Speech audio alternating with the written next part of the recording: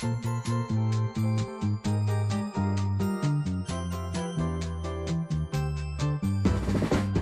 this is the Studio 143 podcast. I'm Luke, and this is our special guest, Sean. Hello.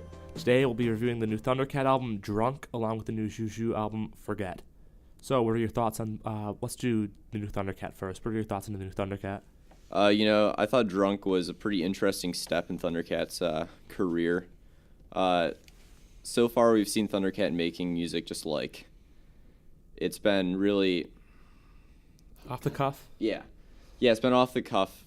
Yeah, and this one has been more of like a more comedic approach on his style. He's really self-conscious. Definitely. See, because I didn't really I liked his EP where the Giants roam that came before this, but I thought the last one that came before, I forgot what its name is called. I think it's Apocalypse Now. Golden Age of Apocalypse. No, not Golden Age of Apocalypse, the one that came after that. Oh, yeah. The one with, oh shit, it's X. That was that was kind of underwhelmingly produced, and there were some good songwriting on that. I thought Where the Giants Roam was really mystic and nice, though. Same for Them Changes, which was just straight up like, ooh, nice groove. I agree. But this is like yacht rock. And I mean, that, yeah. I use that like sporadically because there's a lot of styles tack on this album. Maybe that's one of the biggest flaws of it, actually, is that it's really off the cuff. Yeah. But, I mean, this attitude, I think, for my opinion, like, the first half is near perfect, especially considering his sense of humor on songs like Captain Stupido or, like, Tokyo, or Tokyo especially with the... Oh, God. Please don't Goku stop ruined me. Because I'm going too fast. Gonna blow all my cash. Anime. It's yes. Genius. And then there's just like some actually beautiful songs on there, like Lava Lamp or... Yeah. I will say, though, the two features on there, the two rap features, Wiz Khalifa, Kendrick Lamar, I ended up deleting the Wiz Khalifa feature just entirely off of the album. I think Kendrick Lamar just held his own a bit.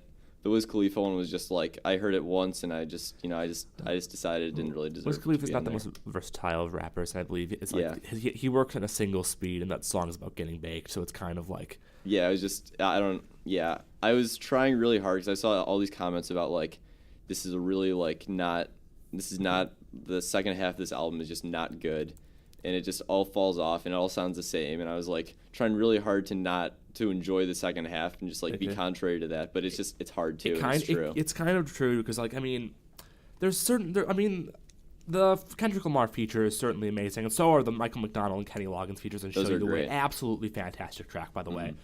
Probably, I think, one of my favorite Thundercat tracks at this point. Maybe if not the favorite, because it's how like well he mimics the style. You can accuse like just the idea of copying yacht rock is just like a gimmick, but he's bringing on actual personnel that really works well with this combination. Yeah, I agree. But other features can be kind of like mixed. As you said before, the Wiz Khalifa feature is just kind of mediocre. Yep. But then the Pharrell one was the one that kind of took me off guard because the lyrics are again kind of in that whole tongue-in-cheek, funny tone that he's taken throughout the entire album. But Pharrell's vocals on this just aren't that interesting. The more I look at it on... Yeah, I was pretty underwhelmed by the Pharrell like feature as well, because whenever I see Pharrell on a track, I go, wow, this is bound to be a great track. Like he almost saved whatever Kid Cudi's latest album was. I was kind of excited by this. Passion, Pain, and Demon Slaying. Yeah, I still liked that besides his feature on Surfin'. Yeah. But you see, I think Pharrell's a better producer than he is a singer, even though he does have some really great vocal moments. Yep. Like he did a remix of a track by The Weeknd called the Weeknd track Wanderlust a while ago, or Wanderlust, that I really, really liked. And I thought, wow, like he's taking a really like groovy track and turning it into this almost like dream pop thing, and I really, really enjoyed it. But that's kind of a digression. Yeah. The point is, I feel like I mentioned before, this is a very off-the-cuff thing. Very few of the songs actually go above 2 to 3 minutes, with the exclusion of like Friend Zone, Show You the Way, Them Changes, which of course was probably the most hyped track. But then there's like all the tracks like Tokyo, Jameel Space Ride, and A Fan's Mail, the song about being a cat. Okay, I like the cat song. Oh, yeah, I like definitely. the cat song. That's a very controversial track. I love it. I love it. Yeah. But it's like after that, and there's like the 30-second interlude tracks. I was thinking about those. Those could just totally just be deleted. Yeah. They don't need to exist even. Pretty much. And I mean, listen, Thundercat. I'm glad that he's made this leap forward because I mean, great Golden Age of Apocalypse and the album that preceded it. I'm finding the album that followed it, just Apocalypse. they were taking a very like upbeat, like really like funky approach to and this style. they're lyrically speaking, there was less comedy on there, and there's more like, I wouldn't say like Ballad. space stuff, but it was more like kind of abstract, like lyrics about not really much. But these lyrics on this are really down to earth and really based on comedy. Because it's more laid back. I mean, Golden Age of Apocalypse obviously is some of like the greatest grooves and greatest like production out of anything. And in a sense, I kind of view still Golden Age of Apocalypse as the superior album. But I feel like this is just a more laid back approach to Thundercat sound. It's just Thundercat just kind of enjoying himself, making stuff he's really comfortable with. And just making like yacht jazz with like talking about how much he likes anime. It's really like a self-conscious release. But that doesn't like shy away from some of the actually like really beautiful moments on this. Like on again the aforementioned Lava Lamp. I'm not saying there aren't. Which is absolutely astounding. I love that track. And then even like some of the other tracks that are just kind of really compositionally like great. Like I really like Jethro. Captain Stupido, the bass groove on that. Well, he's always been a great bassist. I mean, that's what he does best. But I mean, just that one really caught me. Yeah, but Jethro is also another very like serene track. That caught me off guard because of his incredibly like wondrous vocal melody on that. I love that. Yeah. Okay. What would you say are your favorite tracks? My favorite track, absolutely, probably my favorite Thundercat track at this point is "Show You the Way." A close second would be "Tokyo." Maybe followed by Friend Zone. Them Changes was originally that's still a perfect track. That was still on. That was on the Beyond though. That was kind of the qualm I had. Is like he's releasing the same track twice. But the thing was, but I mean, I think it actually fits better on this album than on the Beyond or Where the Giants. Yeah, I'd actually agree with you because there. Where the Giants Roam was again with more of like a mystic, like almost folksy kind of album. Yeah, and that there's this giant like groove centered, like washed out funk song that really didn't not fit. But it was kind of like the only track of its kind on that EP. It was kind of, it fit in obtusely. I didn't appreciate how it was implemented there. Yeah, I agree with you on there. Yeah, I'd say my favorite, I'd go with Friend Zone. I really thought Friend Zone was great. Yeah. Like lyrics were just like, they're just like kind of funny, corny lyrics. I appreciate that. I saw the word friend zone and I almost jerked back like, oh God, just stop. But he takes it interesting. Like, yeah, he's funny about you it. Like garbage. That's just like. Rather be at home playing Mortal Kombat. Diablo. Or is it because I play Diablo? That's just great. Yeah. The other track that I forgot to mention that I absolutely love as far as his sense of humor is Bussin' These Streets, which takes like this sort of jingle approach. And I remember. I was really caught off guard by that. It sounded like a Christmas song or something. I need to show you the cover of the actual single later because it's weirdly astounding. Everyone who is listening to this, look up the cover for "Bussin' These Streets." I'll show it to Sean after the podcast's over. But it's just like it caught me off guard when this was technically the first single that came out for Drunk. It was kind of a short, like, little knockoff, so everyone thought, like, oh, it's just a B-side to something, or he was just working on it. They didn't actually think it would be, like, or I didn't even think it would be actually on the track list, but that's because I didn't predict the album being like this. That being said, the sense of humor is greatly appreciated with, like, just the lyrics about technology, but not in, like, a kind of Moby, like, oppressive, like, technology's taking us over. Ugh. Yeah, there's definitely lots of that going on right now, too. Yeah. But I know. This album... General verdict, because I feel like I want to get into the Xiu Xiu album more. I'd give this like an 84 out of 100. There are a lot of things that I can see people not liking it for, but it's just the charm really wore on me. I originally gave it a 78, but it took 2 listens, and I thought, you know what, I gotta appreciate the mood that it's going for. Yeah, I gave it probably like 4 listens. First time I listened like halfway through, and I was like, this is a great album. This is a 90 out of 100. And then I listened to the second half. I said, you know what, this is a 70 out of 100. I'm going to go with a 78. Like, I feel like that's a comfortable spot for that. All right. Just because it has too much throwaway. That's the only my only qualm with it. You see, it's just one of the albums where it's like I originally thought, well, I really want to love this, and then I realized I can accept it. I can just accept that like certain parts of it aren't going to be as interesting. But I mean, the first half is very few like stains on it, so I gotta take it for what it's worth. Yeah, me too. I agree with you. So I think let's move on to the Xiu Xiu album, Forget in all caps. What did you think about this?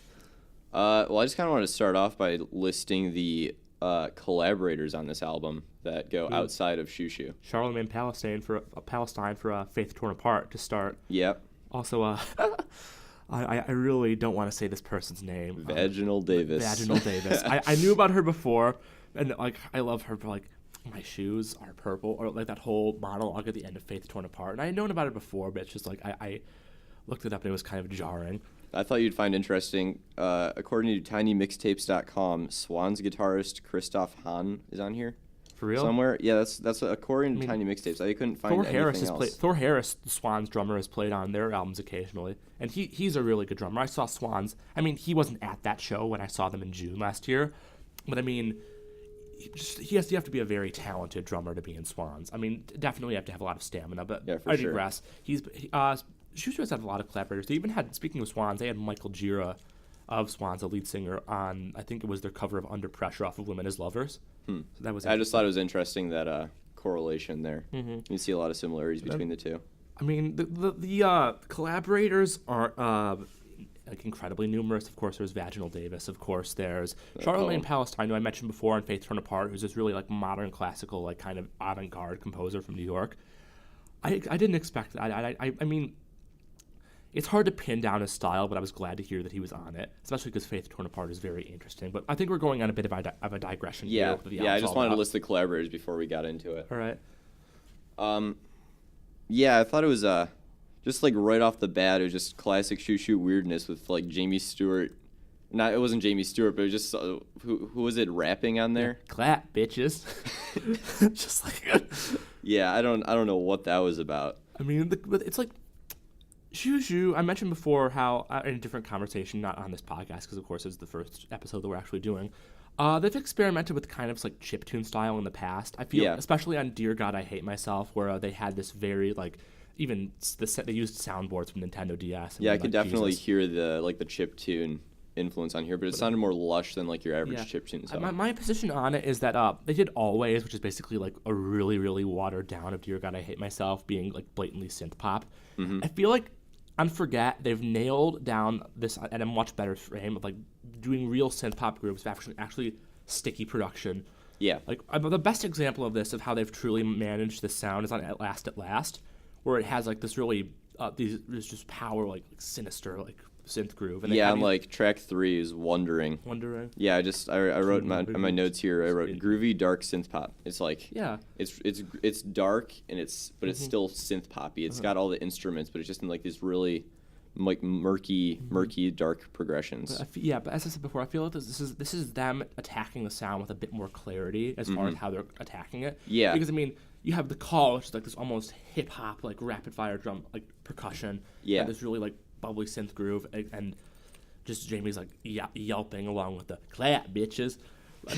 I love that. But then there's also like other moments where they take the style and do away with like the conventions of how to write synth pop, like on Queen of the Losers, where they have this industrial like throbbing groove, almost like, I don't know, just a really maybe earlier Swans or something, but they still have that really powerful towering synth melody along with the pain has just begun. Yeah, it's like, but it's like still oozes Xiu Xiu everywhere, but like they just seamlessly go into the synth pop. Like I love how well they executed it. Ultimately, one of the other standout tracks in here was Jenny Go Go, because it just like it takes the same groovy approach, but it's certainly really, really dark. Oh but with both the lyrics about like sexual confusion and just like this really looming synth beat that's never like crash like on a like or something like on a Promise, but it's just like really like looming and really like dark. Yeah, I wrote down here is I loved Jamie just screamed, like it just the track got really downbeat and just like all you could hear was just like the low mids chorus. And then you just hear Jamie's like pow or something. He's just screaming. It's kind of like the rise vocals on Get Up, which Get Up is actually one of the best lyrical moments on it, because it talks about like being in this horrible, destitute space and everyone's just telling you like, oh, just get up, man, it's all fine. Even like the really strange lyric about like a saxophone fell on my face, you told me to get up. Oh yeah, I wrote a piano fell on my face, you told me to get up. And I cannot control myself, you said to get up. Yeah. This is a really, like classic dark Xiu Xiu album. Lyrically, the one thing that that's actually kind of coming to me right now, that I maybe didn't enjoy this as much as on other Xiu Xiu albums, is the lyrics are kind of vague. I mean, on The Call, you have like lyrics like during the rape of everything decent, I look towards the sky or something. Which and then you have of course like the lyrics about like the pain has just begun on the one on Queen of the Losers. And then you have like again those like the sexual confusion lyrics on Jenny Go Go, along with other moments like on Get Up. But as a whole, on songs like Forget or like At Last, which I love, you don't really get this like concrete message of despair, at least in like on the Air Force. I mean, there's echoes of it here and there, but you don't get like something concrete. Yeah, I agree with you. This was really like, it was more like subtle darkness. Just overall, I agree with you. But I mean, they do a lot with the style, and I mean, I'm not going to criticize the lyrics too much, considering it's not like built around like the more abstract tracks of like "Dear God, I Hate Myself," like House Sparrow, where it was relying on this sinister atmosphere. It's more like focused on the melodies, and I mean that doesn't change the fact that there can still be some really like personal moments, or like really like just not abstract, but I'm looking for another word here. More reflective moments, like Mon Petite, which starts up this is really like abstract guitar lead, really spaced out, and then the string section comes in, it's fully fleshed out now. Or on Faith Torn Apart, where it begins with this really strange like spaced out percussion, and then it fully blossoms into a full track by the end, along with the monologue at the end. So I feel like from a compositional standpoint, this has to be one of like the best Xiu Xiu albums. Yeah, I'd say it definitely goes for the most like accessible feel. It's just like every other Xiu Xiu thing I've heard, there's just this like gaping hole, I feel, of just lacking in anything relatable to normal humans. And this I feel like kind of makes an attempt to like cover it up, make something at least a bit like I wouldn't say listenable. I still love everything they do, but like make it listenable to masses at all. Have you heard Always? Yeah, bits of it. Okay, Always is a bit, as I said before, it's a bit like more of a shallower sound than this. I still like it to an extent because it has like songs like Joey's song, which are absolutely astounding. But the style is not what made this album like really excellent. I think the big distinction on here was that in a way it's kind of opposites, because this had more of like a looser sound on Always, but then it also had more concrete lyrics like "I'm Born to Suffer," or even like the "I Love Abortion," or even. That was more just the concrete Xiu Xiu destitution with actual stories being told, but this is more of a feel, and I feel like that's the biggest issue that it has going for it on Forget. It goes for the feel as opposed to the actual like direct messages. I mean, sometimes Xiu Xiu taking on full stories is not like the most like listenable approach. Yeah. I mean, one of my favorite songs of theirs is Bishop California. What was the one on Beautiful Muscles where he was saying that he just had that monologue about the military? That was support your troops, Black Angels. Yeah. It's like sometimes the stories are not the ones that like you can immediately absorb. Sometimes, I mean, Xiu Xiu can obviously take on like. Some artists do that amazingly. Xiu Xiu, they take their time. You got to take your time understanding what it is they're saying at all. Yeah, and I mean, the same goes for like The Woman Is Lovers, in which I mean on that album we had incredibly like concrete lyrical songs like No Friendo, which is about sort of like. I'm trying to put this in the best way I can. Intergenerational relationships. Yeah. Not like between incest, but just like a kind of like. And then there's stuff, and also like for the in Lust you can hear the axe fall, but then you have stuff like Puff and Money, which is literally him for the refrain saying hot pepper. So they're weird. And then Gail Lynn is like about, I guess, child abandonment. So I mean, their approach to lyrics, I mean, it's not for everyone.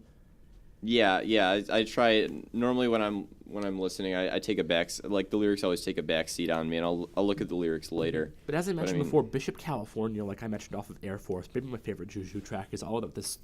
I'm also gonna put this as light as possible, like sexual trauma, from like a child standpoint. It's just like kind of like overpowering. So I can see why for an album like this they wouldn't go with that, but still it can feel kind of not flat, but more like one dimensional at times.